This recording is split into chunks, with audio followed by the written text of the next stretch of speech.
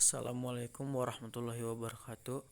Perkenalkan, nama saya Adib Nuraihan dari Prodi Teknik Mesin 1C. Di sini saya akan menjelaskan tentang penyambungan logam. Ada beberapa macam-macam sambungan logam. Yang pertama, saya akan menjelaskan tentang macam-macam sambungan tetap dan tidak tetap. Pertama, pendahuluan. Makna sambungan yang dipahami dalam bidang pemesinan tidak jauh berbeda dengan apa yang kita jumpai dalam kehidupan sehari-hari, yaitu menghubungkan antara satu benda dengan lainnya. Sebagaimana yang diketahui, manusia tidak dapat memproduksi sesuatu dalam sekali kerja. Hal ini tidak lain karena keterbatasan manusia dalam menjalani prosesnya.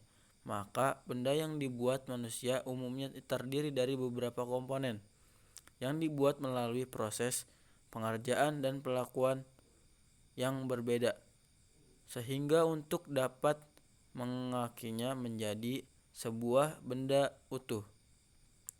Pertama, sambungan tetap atau permanent joint merupakan sambungan yang bersifat tetap sehingga tidak dapat dilepas selamanya, kecuali dengan merusak terlebih dahulu.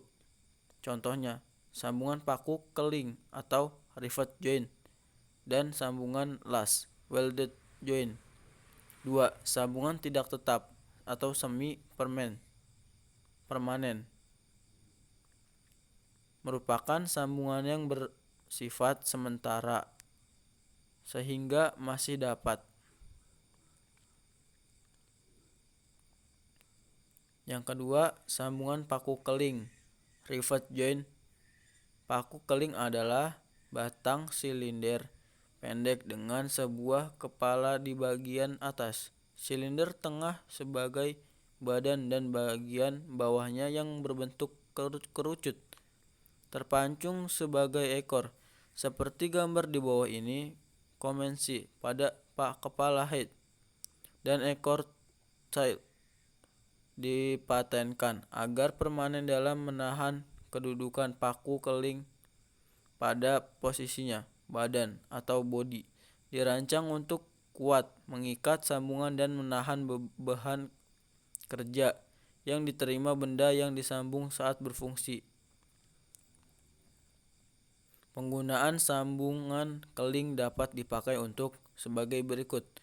Sebagai sambungan kekuatan dalam konstruksi logam ringan, konstruksi bertingkat, konstruksi jembatan, dan konstruksi pesawat pengangkat pada setiap konstruksi mesin pada umumnya. 2. Sebagai sambungan kekuatan kelap dan konstruksi kettle, tangki, dan pipa dengan tekanan tinggi, tetapi sekarang kettle umumnya dilas. 3. Sebagai sambungan kedap untuk tangki, cerobong, asap pelat, pipa perunan, dan pipa perlarian yang tidak memiliki tekanan. Berikutnya, bahan paku keling. Bahan yang biasanya digunakan untuk pemakaian ringan adalah aluminium. Untuk pemakaian sedang adalah baja klarifikasi IS-1S yang 1148 atau 1957 dan IS-1S 1149 sampai dengan 1957 untuk struktur konstruksi dengan gaya tarik tinggi. Sedangkan untuk pemakaian berat termaksud yang kedap cairan dan gas adalah baja klarifikasi IS-1 1990 sampai dengan 1962 seperti pada boiler.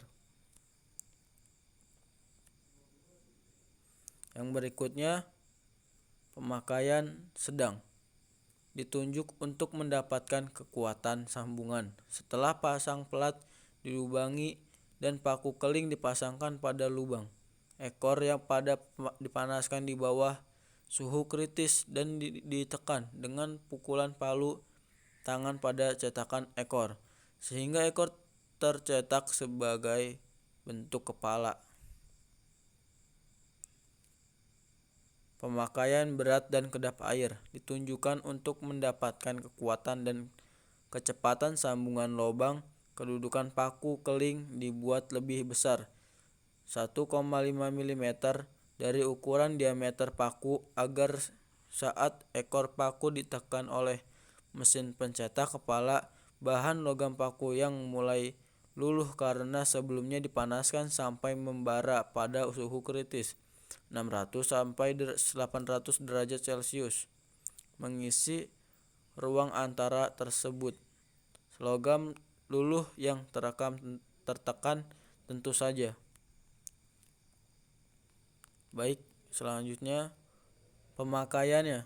Kepala bulat dan jamur digunakan untuk mengeling konstruksi mesin, mulai dari pemakaian ringan sampai berat, seperti pemakaian rumah, tangga, jembatan, karena kereta api, bangunan tingkat tinggi, dan lain-lain. Kepala rata terbenam digunakan untuk bangunan kedap air dengan permukaan rata seperti kapal laut atau terbang. Kepala bulat terbenam digunakan untuk bangunan kedap dan tahan tekanan tinggi fluida seperti kettle atau tangki dan lain-lain. Kepala panci digunakan untuk pemasangan dengan palu tangan. Sambungan las. Pengelasan adalah suatu proses penyambungan logam menjadi satu akibat panas dengan atau tanpa pengaruh tekanan.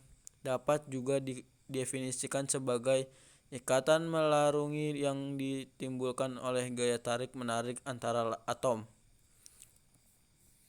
Mengelas adalah menyambung dua bagian logam dengan cara memanaskan sampai suhu lebur dengan memakai bahan pengisi atau tanpa bahan pengisi. Sistem sambungan las ini termasuk jenis sambungan tetap di mana pada konstruksi dan alat pemesinan. Sambungan las ini sangat banyak digunakan untuk menyambung baja bangunan ke mengenat dua jenis las yaitu yang pertama las karbid atau las otogen, yaitu pengelasan yang menggunakan pembakar dari oksigen, zat asam, dan gas aksilin. Gas karbid dalam konstruksi baja las ini hanya untuk pekerjaan-pekerjaan ringan atau konstruksi sekunder seperti pagar, besi, teralis dan sebagainya. 2. Las listrik atau las lumer, yaitu pengelasan yang menggunakan energi listrik. Untuk mengelasnya diperlukan pesawat las yang dilengkapi dengan dua buah kabel. Satu kabel dihubungkan dengan penjepit benda kerja dan satu kabel yang lain dihubungkan dengan tang penjepit batang las atau encoder. Jika elektrod las tersebut didekatkan pada benda kerja, maka terjadi kontrak yang menimbulkan panas yang dapat melelehkan baja dan elektrod batang las tersebut juga ikut meleleh.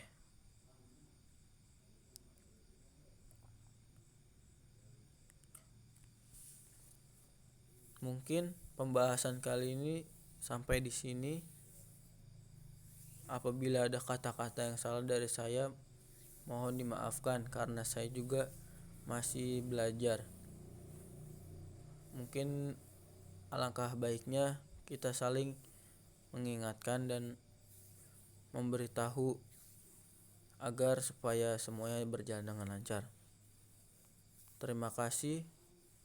Sekian dari saya. Wassalamualaikum warahmatullahi wabarakatuh.